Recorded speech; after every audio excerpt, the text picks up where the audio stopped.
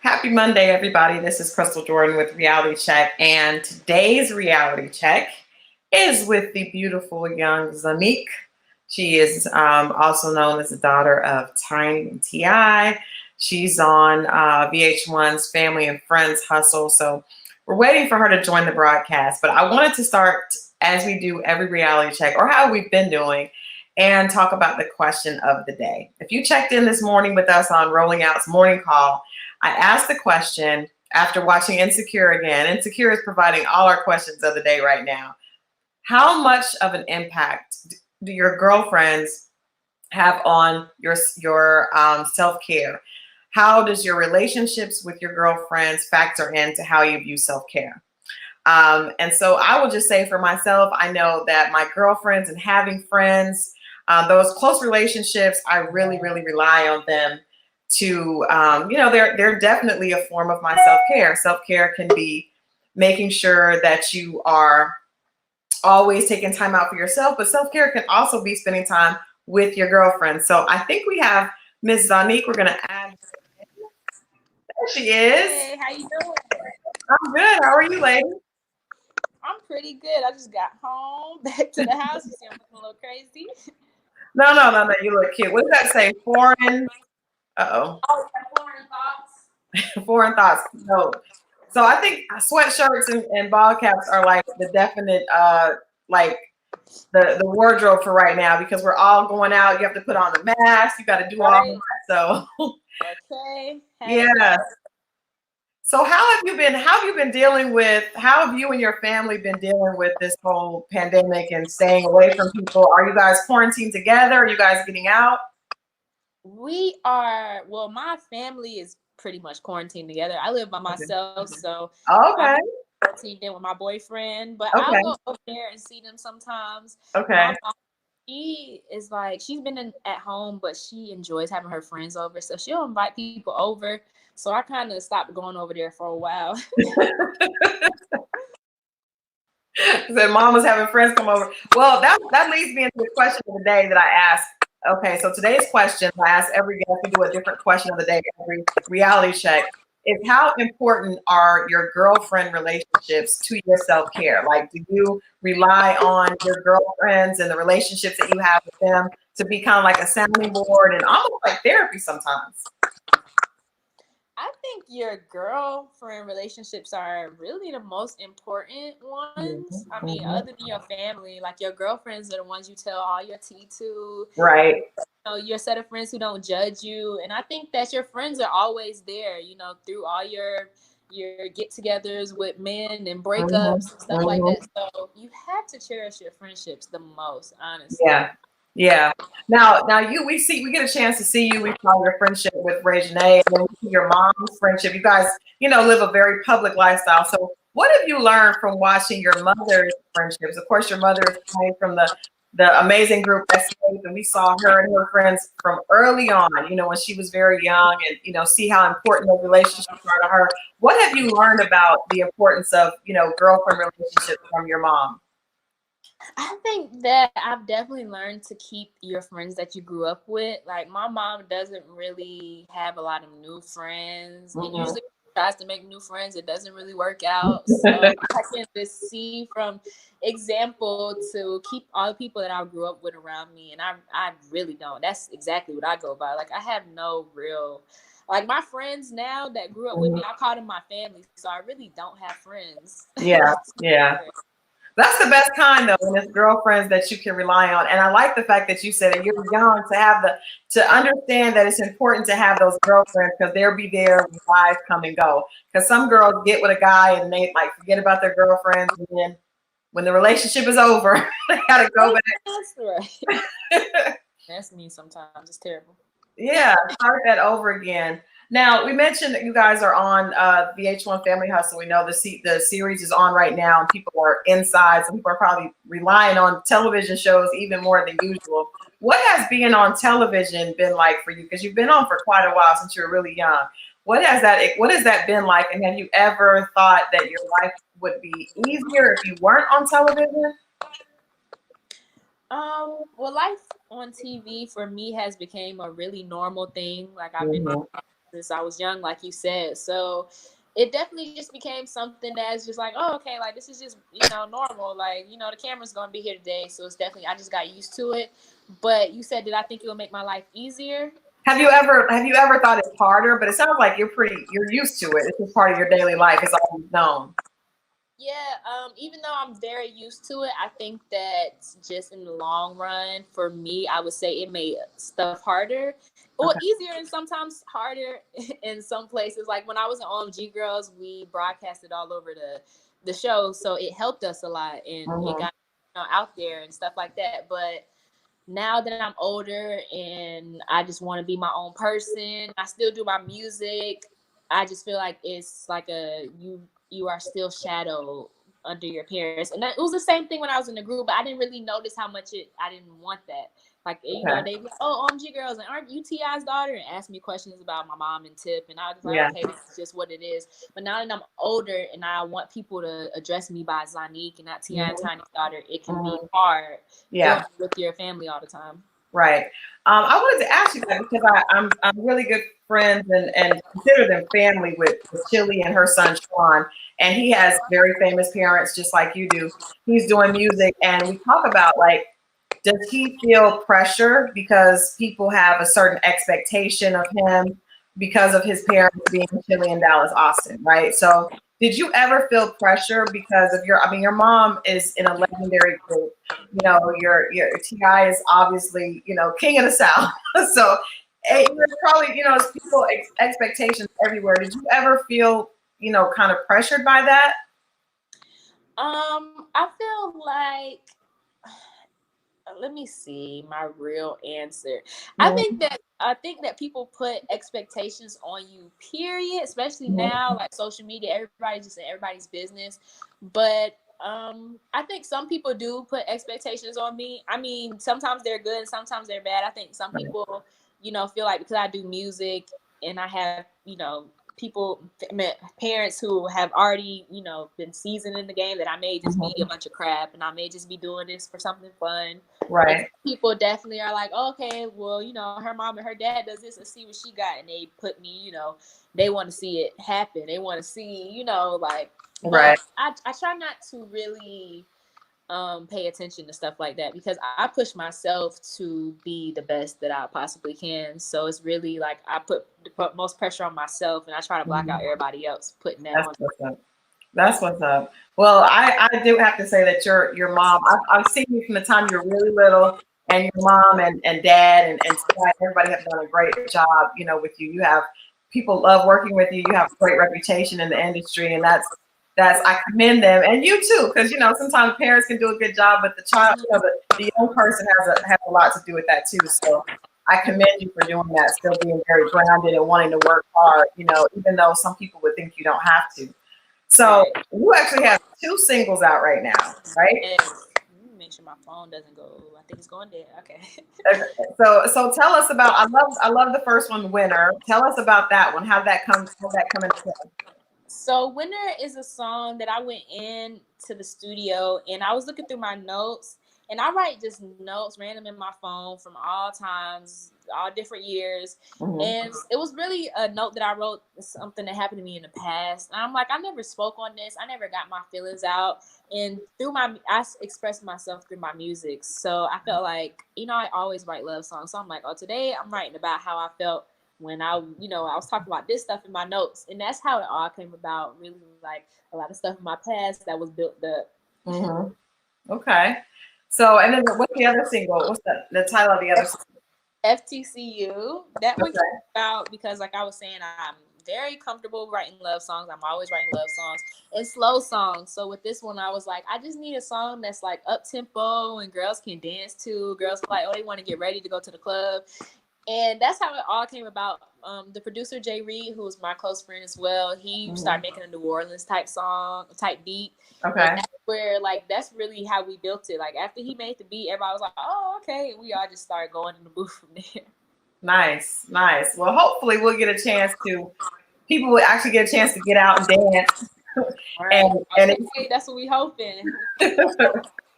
So talk a little bit. You say you write a lot of love songs, right? And I think women, especially, when we just love that. Women love songs all the time.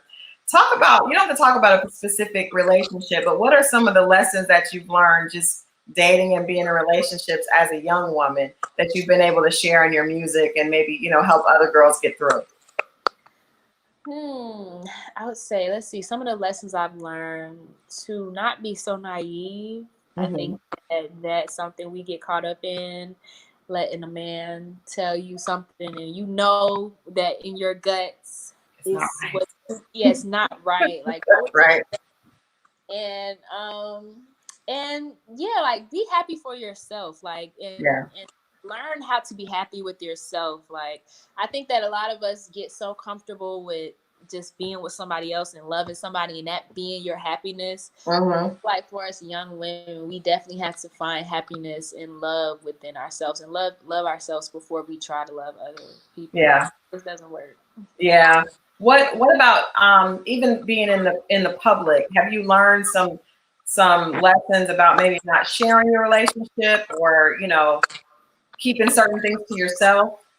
Yeah, for me, I'm already a really private person, so it's not really hard for me to not keep it private. Mm-hmm. And I feel like with relationships, especially because people love other people's love too, for some reason. Yeah. Like people love relationships, so I like to keep my relationships as private because I don't like when people feel like they can speak on Right. your situation just because you put it out there. So now I can speak on like you showed us, so Yeah. I try to keep my, relationship definitely as private as I can. But Uh-oh. I think we lost oh the. wait, There my we go. There we go. right here. Yep. Sorry, I got a phone call, but I was saying that I post here and there. Yeah. Sometimes you just take cute pictures. Yeah. It's got to be difficult because when you're in love, you do want to share it, but Yeah, I cannot imagine having people comment on stuff that you may not be ready to even think about yourself. So that's got to be right. difficult. Yeah, Watching the show on VH1, I'm a big fan of I love horses and horseback riding and things like that. So I like seeing you guys go to the ranch and just the bonding time. Tell us a little, what was that experience like when you guys went for the sister bonding time with your mom and Monica and Reginae? You guys were all together. What was that like?